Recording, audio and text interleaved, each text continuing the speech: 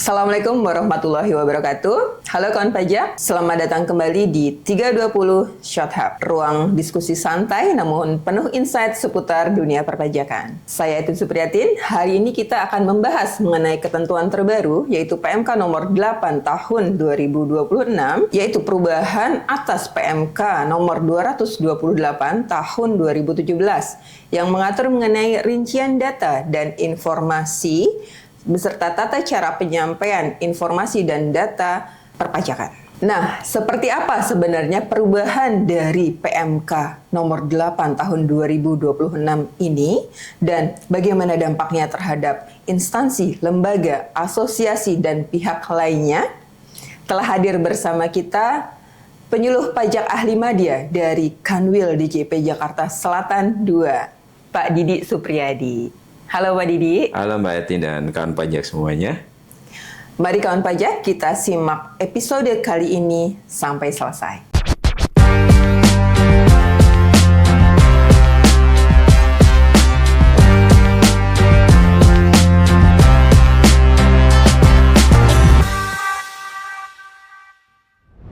Halo Pak Didi, apa kabar?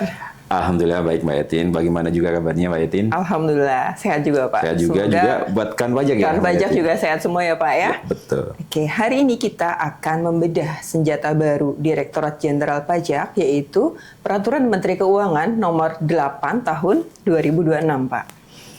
Nah, ini bukan sekedar revisi dari PMK 228 tahun 2017, tapi juga sebuah lompatan besar. Nah, Pak, secara legal formal, kenapa peraturan ini dianggap sebagai perubahan fundamental, Pak?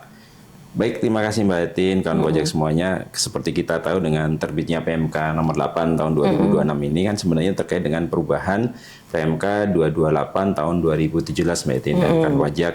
Bahwa itu perubahan ini mengatur tentang rincian, kemudian rincian jenis data dan informasi, serta tata cara penyampaian data dan informasi yang berkaitan dengan perpajakan. Nah, seperti kita tahu tadi Mbak Etin sempat lompatan besar ya. Memang pada dasarnya data yang dikumpulkan dari instansi, lembaga atau asosiasi serta pihak lain ini kaitannya dengan akuntabilitas dan efektivitas.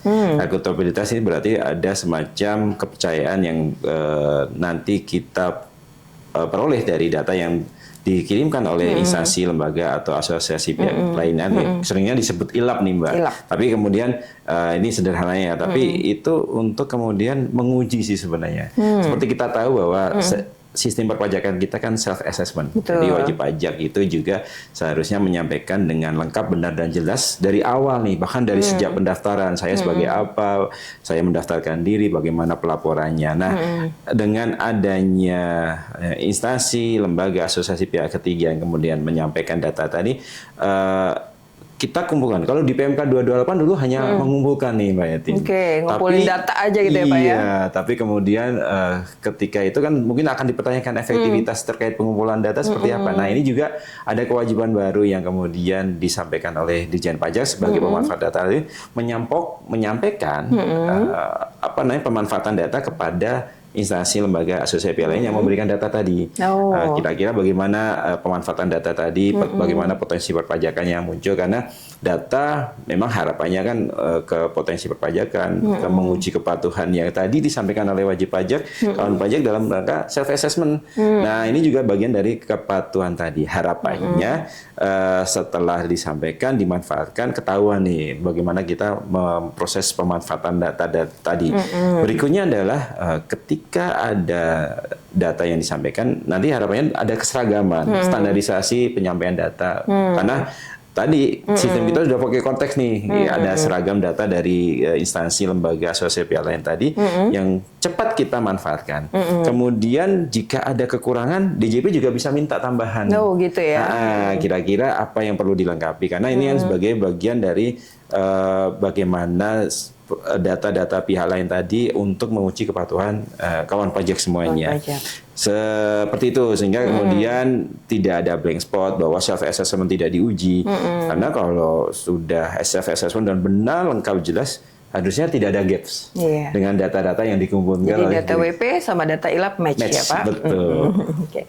Baik Pak Didi, kalau boleh saya simpulkan nih dari jawaban Pak Didi tadi bahwa ini lompatan besar tadi itu berasal dari perubahan di PMK baru ini, adanya kewajiban DJP untuk mempertanggungjawabkan data ya Pak ya. Betul. Jadi bukan hanya sekedar ngumpulin data gitu ya dari ILAP, tapi juga DJP memberikan akuntabilitasnya dengan membuat laporan pemanfaatan data-data tersebut tentunya ke instansi yang memberikan data ya Pak ya. Benar.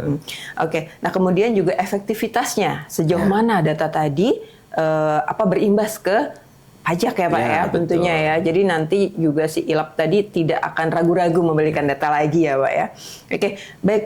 Berikutnya nih Pak, banyak yang bilang PMK ini adalah pasokan oksigen buat Cortex System. Nah itu seberapa krusial Pak peran integrasi data ini Pak? Baik, tadi kita udah singgung Cortex ya, karena Cortex ini sebenarnya canggih nih. Tapi kalau tidak ada data yang kemudian melakukan pengujian itu akhirnya seolah-olah sia-sia gitu karena dengan kecanggihan ini kita berharap terisi dengan data-data dari pihak lain tadi untuk kemudian menguji segala kewajiban perpajakan yang sudah disampaikan oleh wajib pajak tadi. Karena dengan sudah adanya standarisasi, adanya keseragaman, kemudian adanya sistem yang prevail, tadi data-data tadi kemudian melengkapi nih seluruh bagaimana kepatuhan dari wajib pajak. Dan berikutnya adalah tentu saja akan matching secara otomatis. Kita sudah pakai, tidak semua data akan menjadi angka potensi pajak kan, karena bisa jadi hanya data identitas, data perizinan, data profesi dan lain sebagainya yang kemudian apakah terkait dengan wajib pajak tadi, terkait dengan kegiatan usahanya sudah cocok atau belum. Kecuali nanti ada beberapa yang ada dengan potensi misalnya kepemilikan harta, kepemilikan investasi dan lain sebagainya. Nah, dengan adanya pengumpulan data tadi kan tadi sempat kita singgung matching secara otomatis.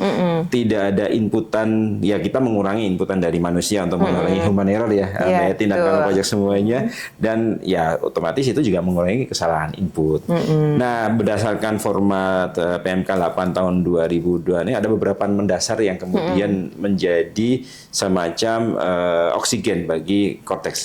Bagaimana itu kemudian berimpact, yaitu kewajiban tadi termasuk salah satunya laporan pemanfaatan data, sehingga DJP juga sudah memanfaatkan data sampai sejauh mana itu dimanfaatkan atas pengujian kepatuhan wajib pajak tertentu tadi. Itu yang menjadi sebagai dasar transparansi tentunya dari wajib pajak sendiri maupun dari DJP ketika kemudian data itu masuk ke Direktorat Jenderal Pajak. Nah, kemudian ada kewenangan tambahan data tadi seperti kita singgung juga, yang itu kalau misalnya ada kekurangan itu juga yang kemudian menjadi Pak, dari instansi ini sebenarnya datanya kan harusnya lebih dari ini. Ada beberapa yang kita butuhkan, apakah kuantum dari suatu produksi tertentu, karena kan dari sumber daya alam kadang-kadang dihitung nih potensi kandungan yang bisa diambil dalam rangka dimanfaatkan. Kemudian itu menjadi dasar kuat DJP ketika kemudian ini ada kekurangan, sehingga dari instansi terkait juga akan merespon dalam waktu 1 bulan untuk memberikan tambahan. Meskipun kita lihat 105 instansi, lembaga, asosiasi P3 banyak juga ya. Nah, itu juga yang kemudian ada pendelegasian kewenangan kepada Kambil nih untuk kemudian meminta tambahan data baru sekiranya memang masih dibutuhkan. Untuk kemudian bisa jemput bola nih, ibaratnya jemput bola ke instansi-instansi terkait tadi. Agar apa? Agar ya kemudian sesuai dengan kebutuhan yang diperlukan. Karena kita menguji tadi identitasnya apa, kegiatan usahanya apa, bahkan sampai ke potensi volume produksi, volume penjualan dan seterusnya. Kemudian ada keseragaman, rincian, ada kemudian instansi itu harapannya ya memang mempercepat prosesnya pemanfaatan tadi. Itu yang terkait penyesuaian tadi, sehingga lebih terstruktur, kemudian lebih secara data itu detail dan bisa kemudian berimpact pada kira-kira nih wajib pajak apa yang dari wajib pajak data yang disampaikan di SPT pemenuhan kepatuhannya bagaimana. Nah, prosedur dan jangka waktunya juga dipercepat untuk kemudian tambahan penyediaan data tadi yang sekiranya masih kurang. Dalam jangka waktu 1 bulan. 1 bulan ya Pak ya? Betul. Jadi memang dibuat ada batas waktu karena pajak ini kan punya daluarsa ya Pak Betul. ya? Jadi memang harus tepat waktu gitu data Iya, itu benar. kita terima gitu ya. Nah, juga tadi saya tertarik nih Pak mengenai identitas NIK atau NPWP gitu Pak. Nanti data-data yang tadi disampaikan oleh ILAP tadi itu akan ada data berupa NIK. Ya. Jadi nanti seluruh data itu tentunya akan langsung nge-link ya Pak ya, ke Cortex kita ya. Jadi misal nih Pak Didi ada data nih dari instansi mana gitu ya, itu akan langsung teridentifikasi ya Pak ya. Nah, baik Mbak Etin, kawan pajak juga bahwa sebagai kalau pada saat aktivasi akun ya, kadang-kadang dibutuhkan nomor kartu keluarga. Kemudian kalau itu ada kepala keluarga, nomor induknya karena bagian dari daftar unit keluarga tadi. Ini yang kalau memang WNI itu lebih mudah karena basicnya kan NIK. Tapi mungkin dari teman-teman WNA yang berada di Indonesia yang lebih 183 hari kan nanti kebutuhannya dari imigrasi nih, dari Kementerian Imigrasi memberikan data keberadaan dari WNA di sini, melakukan kegiatan apa saja. Itu juga sebagai bagian dari bagaimana data-data tadi dikumpulkan. Gitu. Sehingga banyak hal yang ya 105 banyak, salah satunya tadi Dukcapil, imigrasi. Nah, ada yang lain juga terkait dengan kepemilikan aset dari Kementerian ATR, BPN, Tanah dan Bangunan yang kira-kira sertifikasinya sudah beralih kapan kepada siapa. Ini juga krusial untuk memantau sebenarnya pengalihan kekayaan juga. Kemudian dari mungkin Kementerian Perhubungan atau dari Pemda terkait dengan kendaraan bermotor juga ya. Kepemilikan mobil mewah, sehingga jangan sampai kejadian seperti dulu nih Mbak Evin. Siapa yang punya mobil mewah, kondisinya seperti apa? Atas namanya beda. Beneficial owner-nya ya Pak ya. Kita berharap meskipun kemudian ada beneficial yang berbeda, itu tetap ada keterangan bahwa ini nomine dari saudara. Terus kemudian investasi. Dari OJK, dari lembaga perbankan, kan kemudian dari Custodian Central Efek Indonesia juga terkait kemudian meskipun nanti efeknya penghasilan yang diperoleh dari aset-aset tadi, tabungan, deposito, investasi saham sebenarnya kan dipotong fee. Nah, tapi kan bagian dari pengujian bahwa apakah ada tambahan investasi, apakah ada tambahan deposito. Ini real time nih. Jadi begitu juga itu data-data investasi tadi dari OJK, lembaga perbankan atau KCEI itu juga bisa dimanfaatkan di sana. Sebenarnya masih banyak lagi termasuk perizinan. Atau dari sumber daya alam maupun yang lainnya juga. Ada Kementerian ESDM, ada kemudian administrasi hukum umum terkait dengan misalnya akta pendirian perusahaan. Itu juga penting karena tadi masuk identitas, masuk pengujian bahwa ada legalitas dari usaha tadi, ada semacam prinsipal yang harus dipenuhin ketika dia melakukan kegiatan bisnis. Dari sektor digital mungkin lagi asik nih. Nah, ini yang paling menarik nih Pak. mungkin banyak isu juga di Cortex ada penghasilan dari sebagai Shopee affiliate ya. Itu juga sebenarnya bagian yang penting juga untuk mendapatkan data-data dari merchant-merchant, dari platform e-commerce yang juga nanti diberikan ke DJP, apakah itu bukti potong ataukah kegiatan yang lain. Itu yang kemudian menjadi bagian pengujian. Masih banyak lagi sih sebenarnya Mbak Etin. Termasuk dari instansi Kementerian Keuangan itu sudah pasti nih terkait dengan keuangan dari DJKN, kekayaan negara, dari Perben, dari anggaran itu juga betul sekali Pak. Jadi tadi itu hanya salah 4 atau 5 ya Pak ya, dari 105 entitas ya kawan pajak ya. Coba dibaca di lampirannya. Nanti kawan pajak bisa cek sendiri di PMK 8-nya, di lampirannya itu ada 105. Apa saja kalau kita bahas hari ini, selesai ya Pak ya? Bisa sampai besok pagi nih. Oke, jadi itu tadi kawan pajak isi dari PMK 8, kurang lebihnya isinya seperti itu. Jadi di segmen berikutnya Pak Didi, ini ada beberapa pertanyaan yang masuk. Jadi mohon dijawab ya Pak ya. Ini ada kawan pajak yang penasaran nih.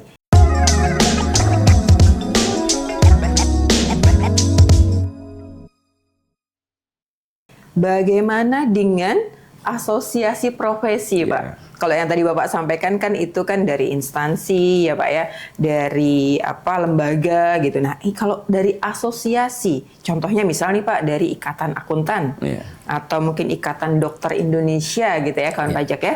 Jadi boleh Pak dielaborasi mungkin. Ya, kalau seperti IAI, Ikatan Akuntan Indonesia, atau ID dari Ikatan Dokter, kalau IAI sendiri sebenarnya pengelolanya kan ada di Kementerian Keuangan juga nih. Ada eselon 2 yang mengelola perizinan, kemudian sertifikasi terkait akuntan, termasuk konsultan pajak juga. Di situ sebenarnya nanti beberapa identitas ini penting nih, karena dia berkegiatan secara legal sebagai akuntan, sebagai konsultan pajak, atau sebagai yang bergerak di bidang keuangan, yang misalnya yang dikelola oleh di Kementerian Keuangan tadi. Nah, itu yang kemudian izin-izin ini penting untuk yang bersangkutan sebagai profesi akuntan, sebagai konsultan pajak sudah legal nih. Makanya kemudian penghasilannya ya otomatis sebenarnya berkaitan dengan hal itu, meskipun sebenarnya bisa saja dia ada kegiatan sampingan yang dilakukan. Itu seperti itu. Termasuk yang dari Kementerian Kesehatan, itu izin dokter, izin praktek dokter ini juga penting karena itu menjadi bagian legal utama pada saat kemudian menguji penghasilan dari manakah kantor pajak tadi dari dokter. Jangan sampai kejadian misalnya nggak punya izin, terus praktek dokter begitu dicek ini sementara praktek dokter penghasilannya dapat dari mana, tapi kok nggak ada izinnya. Nggak ada izinnya, gitu. Ternyata ahli pengobatan, bukan dokter. Bahkan sudah melakukan penyuntikan juga itu. Ini kayak lagi viral ya Pak ya, di threads di platform sebelah. Oke, menarik Pak Didi. Jadi memang asosiasi ini memberikan data ini ya Pak ya, izin praktek ya Pak ya, yang akan menjadi pintu masuk DJP untuk mengkonfirmasi penghasilan dari profesi tersebut. Betul, ya. Sebenarnya masih banyak. Ringkasnya seperti itu ya Pak ya. Oke, baik, ini ada satu pertanyaan lagi Pak Didi. Oke, jadi tadi kan di materi Bapak sampaikan ada kewenangan jemput bola nih Pak. Kalau suatu instansi, ini katakanlah sebuah asosiasi, itu tidak memberikan data yang lengkap atau mungkin kurang lengkap. Nah, ini bagaimana nih Pak Didi ini? Nah, tadi kan sebenarnya dua hal utama ya untuk akuntabilitas, sehingga begitu data yang disampaikan kita berharap memang sudah terstandarisasi dan sudah terseragamkan, dan kemudian itu memang memberikan efektivitas pada saat pemanfaatan data. Nah, adanya penghimpunan data tambahan ini menurut saya sih selain kemudian sesuai kebutuhan ya, bagaimana ketika Direktorat Jenderal Pajak menguji nih kepatuhan wajib pajak, kebutuhannya kan kadang-kadang memang yang diberikan kewenangan di instansi masing-masing tadi nih Mbak Etin dan kantor pajak itu sebenarnya cukup banyak, tapi pada saat penyampaian pelaporan terkait dengan PMK 8 ini mungkin hanya sebagian, sehingga dirasa kalau sekarang kan nanti di levelnya diberikan kewenangan ke Kepala Kanwil nih untuk melakukan permintaan data, itu yang kemudian kebutuhannya seharusnya lebih dari ini ya, bisa disurati nih dari Kanwil, bisa menyurati kepada pemberi instansi yang terkait dengan Kanwil kalau memang itu kewenangannya dari Kepala Kanwil, atau kalau di DJP ya tentu kewenangannya dari Direktorat Jenderal Pajak ya, untuk kemudian memberikan surat. Nah, 1 bulan harapannya direspon nih ya, tadi sempat disampaikan sama Mbak Etin, ini ada kebutuhan untuk menguji kepatuhan wajib pajak, ada jangka waktu daluarsa untuk penetapan kalau memang misalnya akan dilakukan sampai proses ke pemeriksaan, bahkan untuk beberapa hal lainnya kalau memang ada pidana pajak nanti kan masih ada daluarsa penuntutan sampai 10 tahun. Nah, ini juga hal yang penting untuk kemudian bagaimana penghimpunan data tambahan ini diperlukan. Itu kemudian semuanya sama untuk dalam rangka transparansi, kelengkapan, untuk menguji kelengkapan dan kebenaran data yang disampaikan wajib pajak. Jadi datanya tidak sekedar asal ada ya Pak? Iya, betul. Jadi datanya itu harus sesuai yang dibutuhkan sama DJP atau Kanwil, level Kanwil ya Pak ya. Oke, baik Pak Didi dan kawan pajak, ini sebagai penutup, boleh Pak disampaikan apakah ada dampak jangka panjang nih PMK 8 ini bagi iklim kepatuhan di Indonesia Pak? Baik, sebenarnya kalau kita merujuk ke PMK 228 dari 2017, hampir 10 tahun yang lalu, bahkan peraturan pemerintah sendiri kalau tidak salah 2011 atau 2013, itu lebih dari 10 tahun bahkan. Ini sebenarnya sudah dikelola di sana, karena di pasal 35 Undang-Undang KUP pada saat proses bisnis wajib DJP, pengawasan, pemeriksaan itu sebenarnya sudah dilakukan juga. Tapi di pasal 35A sendiri sebenarnya berikan kewenangan DJP untuk mengumpulkan data tadi. Nah, iklim dengan Cortex ini yang canggih, kita berharap Cortex ini juga diisi tadi dengan data-data dari 105 instansi lembaga sosial atau pihak lain tadi, sehingga kemudian pengujian pengawasan akan menjadi lebih mudah ya Pak? Lebih mudah bagi kita dan kemudian lebih transparan.